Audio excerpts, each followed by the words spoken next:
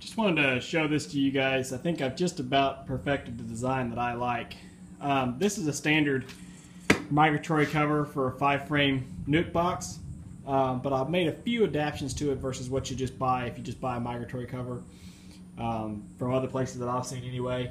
Not to say that mine's any better, but I found that I like it better.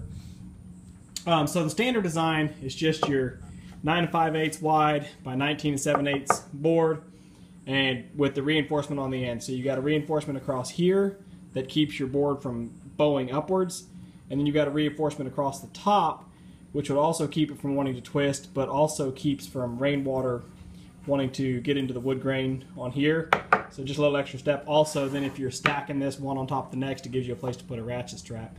But the couple adaptations that I've made, first that I really like here is I drill all of mine to fit a quart jar so I can feed if I need to. Instead of using a bourbon feeder on the entrance of the nuke, I like to use a top feeder.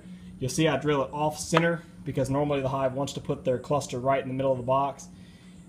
If they do decide to cluster right directly underneath the feed jar, and then you're worried about a change in barometric pressure or something that could cause all your feed to dump out and wet the bees, if you notice they're starting to build their cluster directly under the feeder, you can just reverse the lid and then your feed hole will be back here away from the cluster.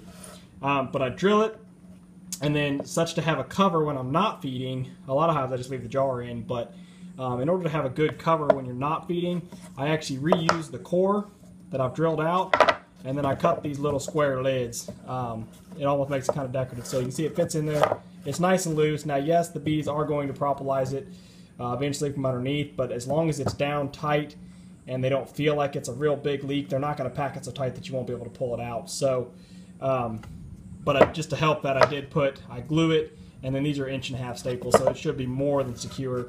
And I give a little extra room on the side so you can pry your tool under there if you have to. But I would think probably if you just grab it and twist it, you'll be able to pull it right out whenever you want. The last thing is I've shown you guys before in my videos, I put a 1/4" shim around the inside, and this is a big pet peeve of mine. Obviously with small hive beetles down here in the Gulf Coast, I fight with beetles and proper bee space all the time. I've never seen a migratory cover that I bought anywhere come with a shim like this, which means they lay flat on top of your box and it only puts 1/8 of an inch between the top of your frames and the bottom of your lid, which means the bees can't get up there.